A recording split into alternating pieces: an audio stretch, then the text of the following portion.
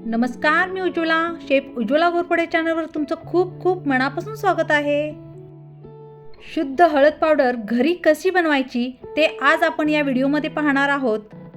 बाजारात मिळते त्या हळदीमध्ये खूप सारी भेसळ असते आणि अशी भेसळयुक्त हळद वापरण्यापेक्षा आपण घरीच शुद्ध हळद जर बनवली तर सर्वांनाच ती उपयोगी पडेल. तुम्हाला खोकला झाला असल्यास तुम्ही दुधामध्ये हळद टाकून पिऊ शकता किंवा तुमच्या चेहऱ्यावरती पिंपल्स असतील तर या हळदीचा लेप तुम्ही चेहऱ्याला देऊ शकता.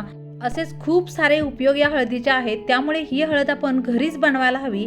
म्हणूनच अगदी सोप्या पद्धतीने हळद कशी बनवता येईल हे या व्हिडिओत सांगितलेलं आहे. त्यामुळे व्हिडिओ शेवटपर्यंत पहा आणि शुद्ध हळद घरीच बनवा. फेब्रुवारी-मार्चमध्ये हळद शेतातून काढली जाते. त्यामुळे मीही किचन गार्डनमधून हळद काढून घेतलेली आहे. आता ही हळद आपल्याला स्वच्छ धुवून घ्यायची आहे आणि यातील हे सोरेगड्डे बाजूला करून घ्यायचे आहेत. कारण हे सोरेगड्डे आपण घरगुती चटणी करतो तेव्हा हा मसाला म्हणून वापरला जातो. तर याचे फक्त आता आपल्याला हळकुंड स्वच्छ धुवून बाजूला करून घ्यायचे आहेत. आधी आपण हळकुंडे शिजवून घेणार आहोत. त्यामुळे हळकुंड आणि सोरेगड्डे बाजूला करत आहे. हळकुंड छान धुवून झालेले आहेत. कच्ची हळद शेतातीलच असल्यामुळे इथे मोजून घेण्याचं काही प्रश्नच नाही. तर ही हळकुंडे आता स्वच्छ धुवून आपण चुलीवरच यांना शिजवून घ्यायचं आहे. चुलीवर इथे मी एक मोठं पातेलं ठेवलेलं आहे. पाणी उकळलेलं आहे आणि त्या उकळलेल्या पाण्यामध्ये ही हळकुंड घालून एकदा छान झाकून शिजवून घ्यायचं आहे. तुम्ही जर कुकरमध्ये ही हळकुंड शिजवणार असाल तर कुकरला याला 3 ते 4 शिट्ट्या दिल्या तरी ही हळकुंड छान शिजतात. शुद्ध हळद बनवायची असेल ना तर थोडंसं कष्ट तर करावेच लागेल आणि अगदी सोपी पद्धत आहे.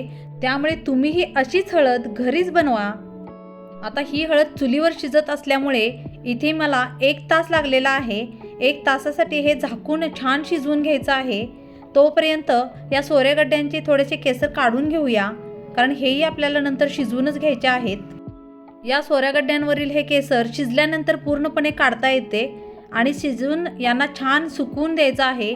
चांगले 4 दिवस उन्हामध्ये व्यवस्थित सुकले की मग आपण यांना भरून ठेवायचे आहे आणि चटणी करताना तेलामध्ये तळून याचा वापर करायचा असतो. साधारण 1 तास झालेला आहे आणि हळद अशी छान उकळत होती. आता ही आपण चेक करून पाहूया. हळकुंड गरम असतानाच आपण बोटाने दाबून पाहायचं आहे. पुरणासारखे मऊ झाला असेल तर हळद छान शिजली आहे असं समजायचं आहे. हळद व्यवस्थित शिजली ना की हळद पावडर सुद्धा अजिबात किडत नाही, शिवाय वर्षभर छान टिकते. हळद छानच शिजलेली आहे आणि आता ही सर्व हळद एखाद्या मोदक पात्रामध्ये काढून घेऊया, म्हणजे पाणी सर्व नितळून जाईल. सर्व हळद काढून झाल्यानंतर एखाद्या कपड्यावरती नितळायला ठेवायची आहे आणि याच पाण्यामध्ये आता हे सोरेगड्डे शिजवून घेऊया. हे सोरेगड्डे सुद्धा तासभर झाकून शिजवून घ्यायचे आहेत. आणि हे सोरेगड्डे जर तुम्ही कुकरमध्ये शिजवणार असाल तर 3 शिट्ट्यामध्ये खूप छान शिजतात. शिजवलेली हळकुंड एका कपड्यावरती पसरून घ्यायची आहेत, म्हणजे हळकुंड थोडी कोरडी व्हायला मदत होईल. तासभर असंच आपण सावलीला हे हळकुंड कोरडी करून घ्यायची आहेत. आणि आता लगेचच या हळकुंडाची साल काढून घ्यायची आहे, कारण सालीसकट जर आपण हळद केली तर हळदीचा रंग थोडासा वेगळा होतो आणि साल काढून जर आपण हळद बनवली तर हळदीचा रंग खूपच पिवळा जर्द बनतो. अशा प्रकारे सर्व हळकुंडांची साल काढून असं किसून घ्यायचं आहे. हळकुंड किसून घेतल्यामुळे लवकर सुकायलाही मदत होते आणि सुकल्यानंतर मिक्सरमध्ये पूड करायला सुद्धा खूपच मदत होते. सर्व हळकुंडे किसून झालेले आहेत आणि एका प्लास्टिक पेपरवरती सावलीतच हा किस सुकवून घ्यायचा आहे. सावलीत सुकवल्यामुळे हळदीला खूपच छान रंग येतो. हा हळदचा व्हिडिओ बनवण्यासाठी मी घेतलेली मेहनत जर तुम्हाला आवडली असेल, ही हळद पावडर बनवण्याची प्रोसेस जर तुम्हाला आवडली असेल तर व्हिडिओला लाईक करायला अजिबात विसरू नका आणि मित्रमैत्रिणींना हा व्हिडिओ शेअरही करा, कारण सध्या बाजारामध्ये ही कच्ची हळद उपलब्ध आहे, म्हणजे तेही ही हळद आणून हळद पावडर बनवू शकतील. आणि असेच युजफुल व्हिडिओ पाहण्यासाठी चॅनलला सबस्क्राईब करा. हळद सुकून 1 दिवस झालेला आहे. हळदीचा रंगही तुम्हाला थोडासा बदललेला दिसत आहे. हळदीचा किस छान सुकलेला आहे आणि आता याला आपण मिक्सरच्या भांड्यामध्ये घालून बारीक करून घेऊया. पाहिलं किती सोपी पद्धत आहे हळद बनवण्याची. त्यामुळे घरच्या घरीच अशीच हळद तुम्ही बनवून पहा, कारण हळदसारखा पदार्थ आपल्याला स्वयंपाकामध्ये खूपच उपयोगी असतो आणि तो भेसळयुक्त खाणे म्हणजे आपल्याच आरोग्याला हानी करून घेणे आहे. मिक्सरमध्ये बारीक करून घेतलेली हळद एकदा चाळणीने चाळून घ्यायची आहे अशाच पद्धतीने सर्व हळद बारीक करून चाळणीने चाळून घ्यायची आहे, म्हणजे हळदीची एकदम बारीक पावडर आपल्याला मिळते.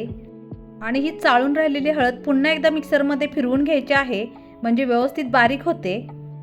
पहा किती सुंदर हळद बनलेली आहे. आणि घरच्या घरीच अशी शुद्ध हळद बनत असेल ना, तर घरीच आपल्याला ही बनवायला हवी. सोरेगड्डे ही छान सुकलेले आहेत आणि तुम्हाला सांगितल्याप्रमाणे त्याचं केसर सुकल्यानंतर लगेचच निघत आहे. खूप छान पद्धतीनं सोरेगड्डे तयार झालेले आहेत आणि हे मसाला सोरेगड्डे आपण चटणी करताना वापरू शकतो. तेलात तळल्याबरोबर याचा आकार दुप्पट तिप्पट होतो. तर तुम्ही सुद्धा तुमच्या किचन गार्डनमध्ये अशी हळद लावून घरच्या घरी शुद्ध हळद बनवू शकता. खूपच पिवळा धमक रंग आणि खूपच शुद्ध अशी हळद तयार झालेली आहे. वेळात वेळ काढून माझा हा व्हिडिओ पाहिल्याबद्दल खूप खूप धन्यवाद. चला तर पुन्हा भेटू अशाच एका खास आणि उपयोगी व्हिडिओसोबत. थँक्यू.